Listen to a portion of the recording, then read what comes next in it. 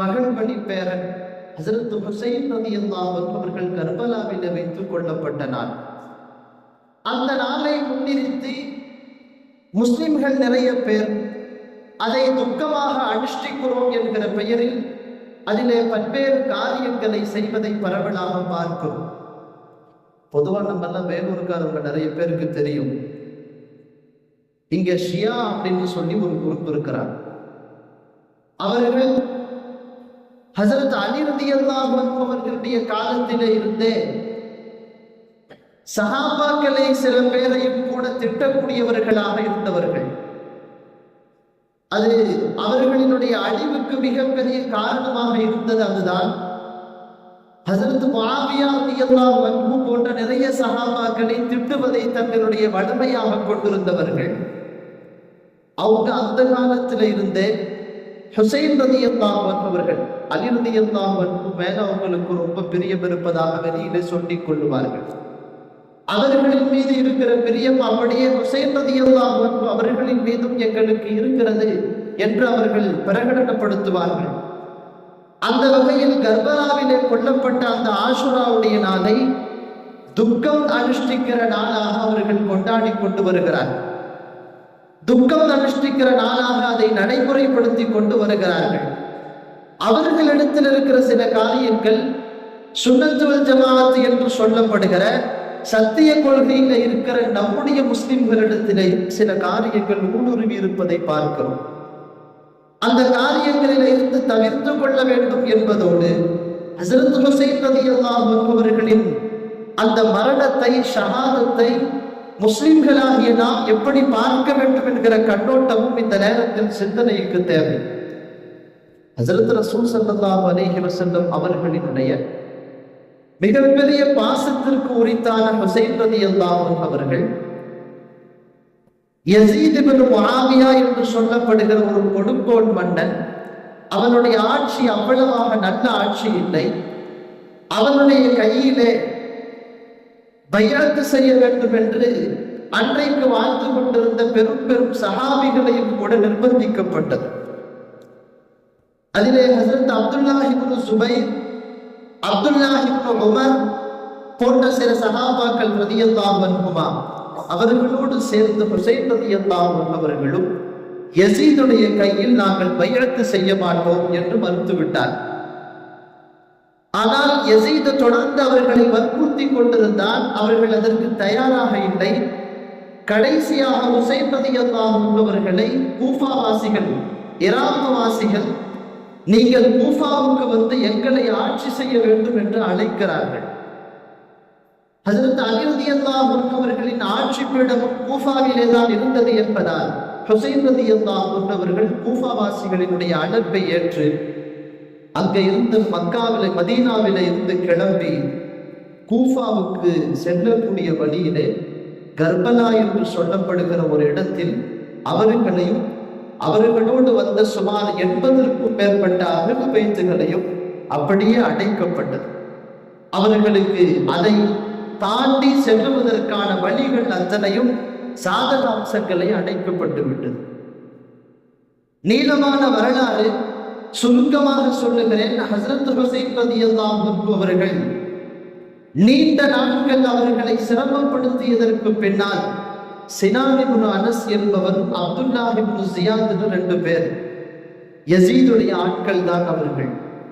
ஹஸரத் ஹுசைன் ரலியல்லாஹு அன்ஹு அவர்களை கையும் களவுமாக பிடித்து கொண்டு வந்து யஸீதுடைய சபையிலே நிறுத்தி பைஅத் வாங்குவதற்கு நிர்பந்திக்க வேண்டும் என்று அவர்களுக்கு ஏவப்பட்டிருந்தது.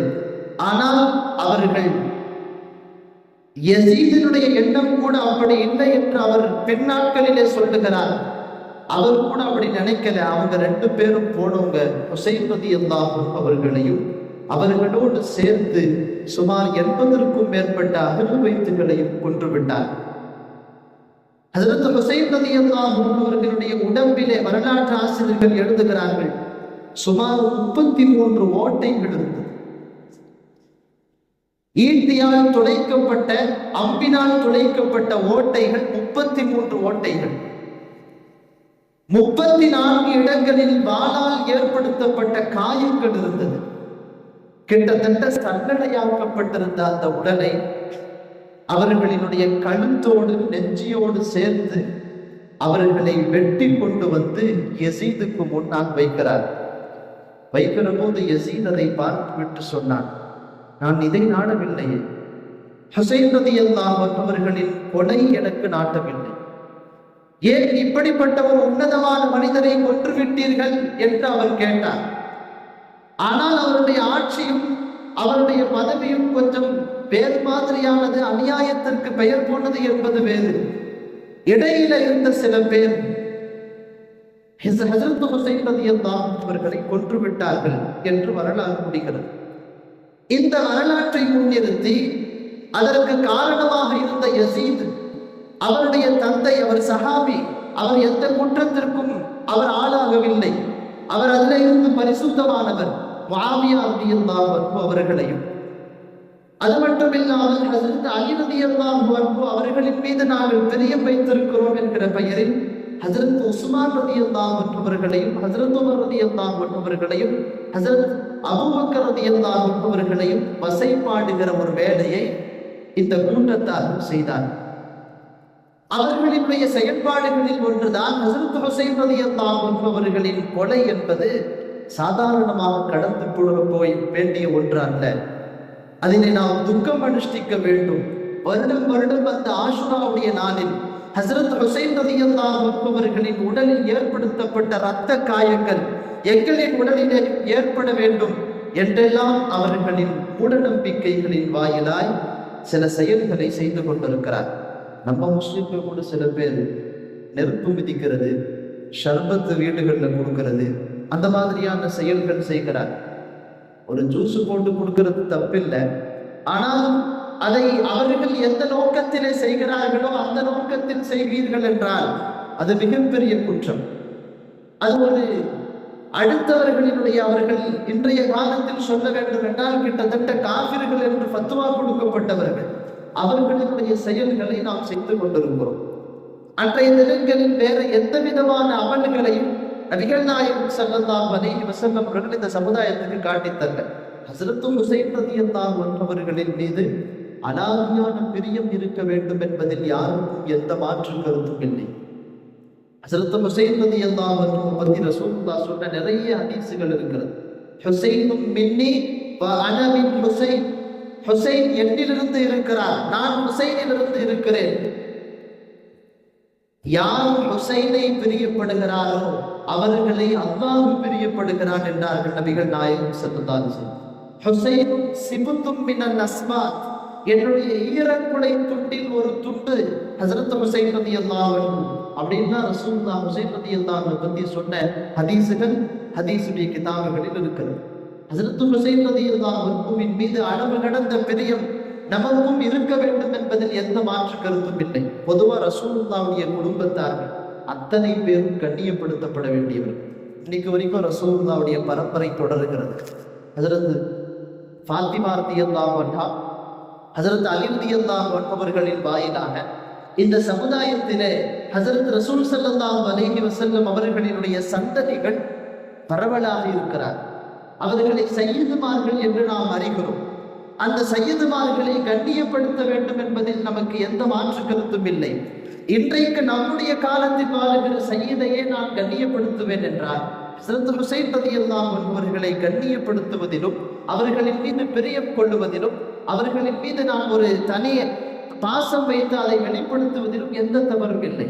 ஆனால் மார்க்கம் எதை அனுமதிக்கிறதோ அந்த வகையில் இருக்க வேண்டும் என்பதுதான் இங்கே விஷயம். அவங்களுடைய வஃபாத்து என்பது கவலையான செய்திதான். ஆனால் அல்லாஹ் அவர்களுக்கு உயர்ந்த மரணத்தை கொடுத்தான். குர்ஆன்ல அல்லாஹ் சொன்னான், வலா தகூலு லிமன் யுக்தலு ஃபீ ஸபீலில்லாஹி அம்வாத், அல்லாஹ்வினுடைய பாதையில் மரணித்தவர்களை நீங்கள் மௌத்துன்னே சொல்லாதீங்கன்றான். பல் அஹ்யா, அவர்கள் அல்லாஹ்விடத்திலே உயிரோடு இருக்கிறார், உங்களுக்கு தெரியாதுங்கிறாங்க. அதனால் அல்லாஹ் அவர்களுக்கு கொடுத்த மரணம் என்பது உயர்ந்த மரணம். உருதுல சொல்லுவாங்கல்ல, காபிலே ரஷ். நாம் எல்லாம் அப்படி ஒரு மரணத்தை பிரியப்பட வேண்டும். அப்படிப்பட்ட ஒரு மரணத்தை அல்லாஹ் அவர்களுக்கு கொடுத்தார். அப்படிப்பட்ட மரணத்தை அல்லாஹ் அவர்களுக்கு கொடுத்திருக்கிறார் என்பதோடு அவங்களுக்கு நாம ஏதாச்சும் செய்யணும்னு நினைச்சா குர்ஆன் ஓதி அவங்களுக்கு எத்தி வைக்கலாம், சதகாக்களை செய்து அதனுடைய நன்மைகளை எத்தி வைக்கலாம். அதில் யாரும் தடுக்க போவதில்லை. அதை விட்டுவிட்டு தவறான காரியங்களில் மார்க்கம் எதை அனுமதிக்கவில்லையோ, சொந்த மனைவி இருந்து விட்டாலும் கூட 3 நாளுக்கு மேல துக்கம் அனுஷ்டிக்க கூடாதுன்னு தானே மார்க்கம் சொல்லுது. சுமார் 1400 வருடங்களாக அந்த ஒரு மரணத்தை வைத்துக் கொண்டு துக்கம் அனுஷ்டித்துக் கொண்டிருப்போம் என்றால் இது இஸ்லாமியர்களுக்கான அழகில்லை. அப்படிப்பட்ட எந்த காரியமும் இங்கே இருக்கக்கூடாது. ரசூல்